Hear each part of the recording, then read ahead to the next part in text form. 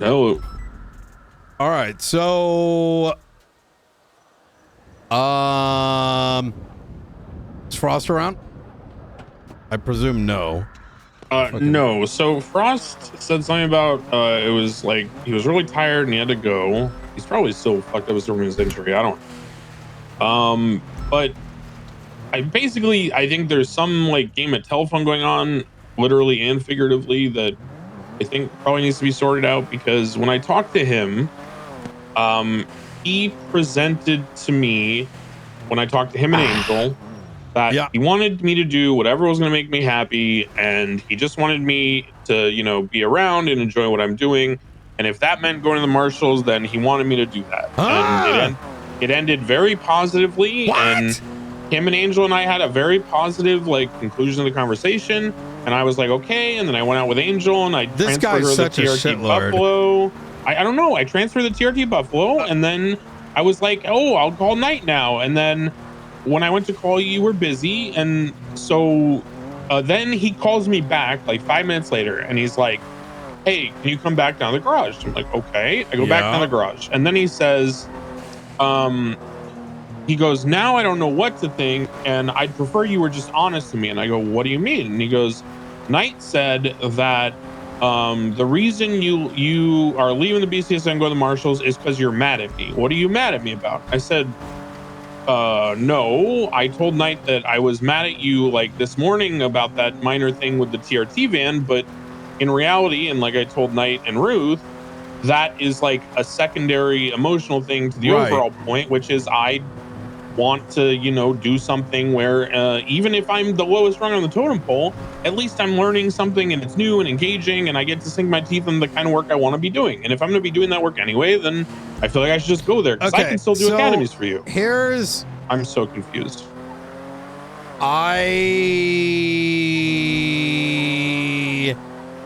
You can't always tell with Frost. Here's the thing, right? It's unfortunate he is asleep, because and then to finish it off real quick, then he, after this whole thing, when I tried to talk to you, and then you said like you were confused in the text, and you said, let's talk after the court case, and you weren't fucking with me or whatever.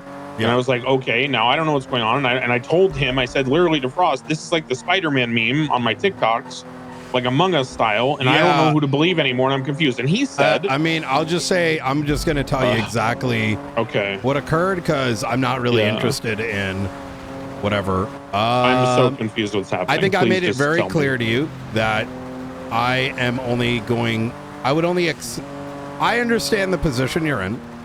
I also am not going to burn bridges with BCSO for you.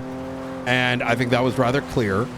I got a call mid-court case, and what was portrayed to me, I mean, quite frankly, it's this simple, right? He probably wants to be over and done with it, right? And I wasn't going to entertain a full conversation in the middle of Springfield's court case. Like, her case is going to take precedence. She's been working on that shit for a while. It just is what it is. I get it. He wants to talk, but it's not urgent either. Like, this isn't life or death. That case is happening right now. And what? See, this is kind of the thing. I don't like even talking about this, because this is just gonna further, like, this seems like more fucking more opportunity for it to turn into a game of telephone. But okay, let me I don't want to say like, insight, then. Okay, he said this, I said that. I mean, I will tell you this. I did say it sounded like he was upset at you with some things, among some other things. But look, I'm going to be straight with you. I'm sorry if that came across a certain way. No, but quite frankly, I was trying to be very short about it, and my intention was we were going to discuss this further afterwards. Let me say this. I have some insight that I think will clarify this for you. Okay. The last thing that he said to me before he went to bed, kind of makes me understand this whole thing the more that I think about it. I'm talking to you now.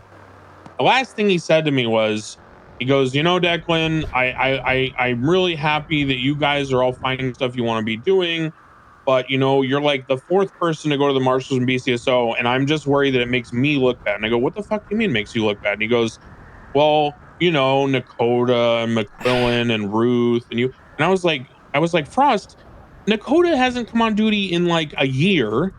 Ruth it never was a patrol cop to begin with since like a long time ago. Yeah.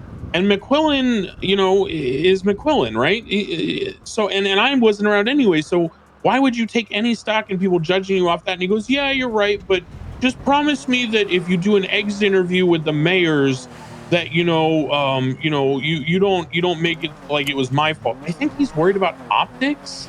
Yeah. And like, I think he's worried about politics. I don't think it has anything to do with you and me. I think it has to do with like, he's worried about the mayors thinking he's not doing a good job and getting replaced. And I told him I would go talk to Don myself because that's fucking stupid. I'm so like, I think he's just insecure, to be honest. That's the only thing that makes sense to me because yeah, nothing else makes sense, right? That's the only thing that makes sense. Here's the thing though, right?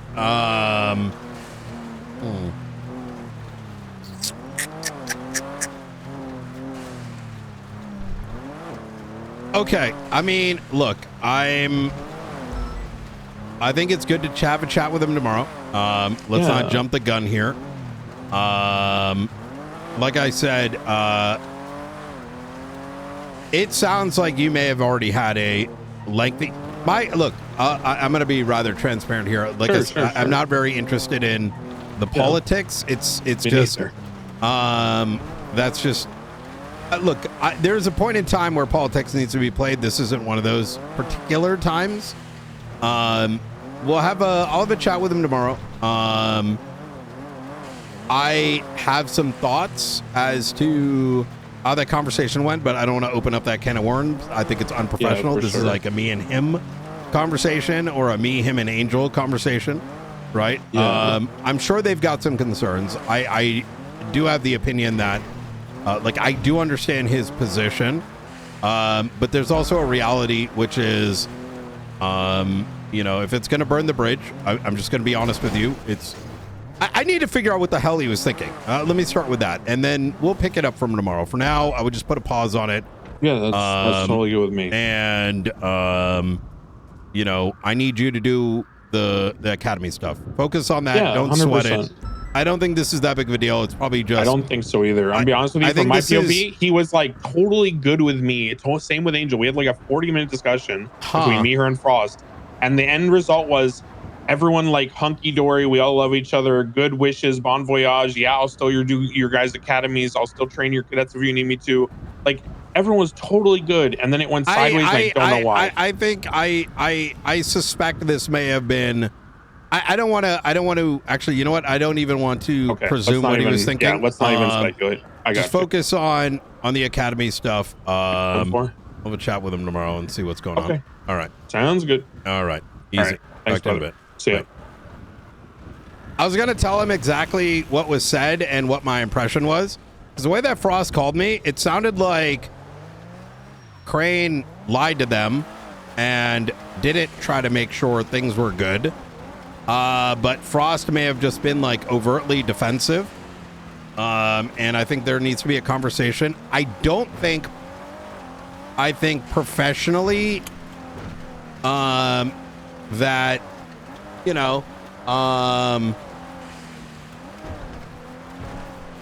if he needed to discuss this matter,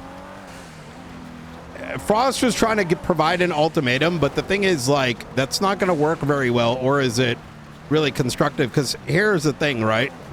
At the end of the day, if someone's not going to be around, they're not going to be around, right? I can't help someone, tell someone, like, literally, there's not much more I could have done with the Crane situation.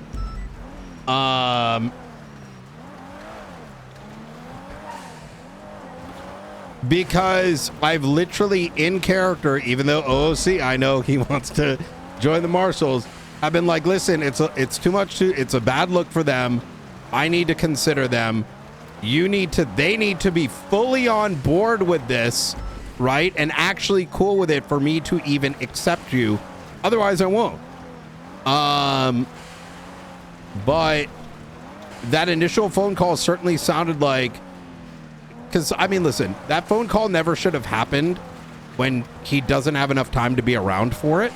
That's just point blank, right? Because at some level, it's not fair to him to know what's going on. It's also not fair to Crane because he doesn't have an opportunity, let alone am I going to give judgment in that circumstance. Everyone's just patience is a virtue.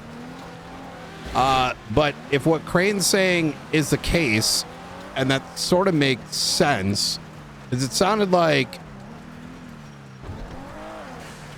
he did sort of have that full conversation, but I think it's important that I hear from Crane, from Frost and Angel first.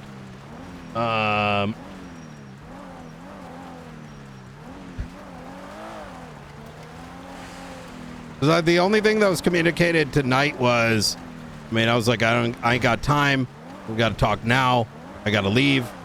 I said, all I heard was, well, Crane says he spends all your time with you guys, so you might as well transfer, which to me comes across as like he only told you 10% of the stuff. And quite frankly, Brian's going to expect Crane to, at minimum, be fully transparent with everything that was said tonight needs to be said to Angel and Frost, because here's the thing, right? Some people are going to want to transfer because I think the grass is greener on the other side. And I don't want anyone who isn't willing to be transparent to their own high command what their reasons are, because if they're willing to do it to them, they'll do it to us in the future.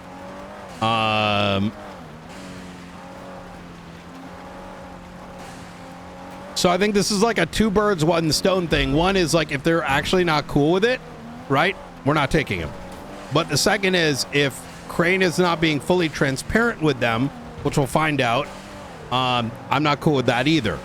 It needs to be something where it's like, okay, look, we're willing to part ways with this guy, right? And we understand his circumstances. It's not going to be done with anything that, like, with all due respect, I mean, yeah, the academy is important, but just as I told Crane before, SASM is a higher level of professionalism, right? And that means I'm expecting their exit, any candidates, their exit interviews to be on good terms, right?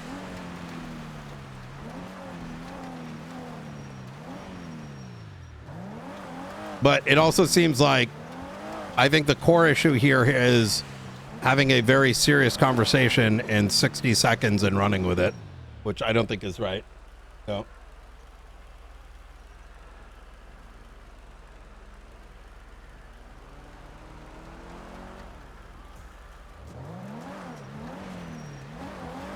So I think I'm going to chat with them and then, have that open conversation, see what's up. All right.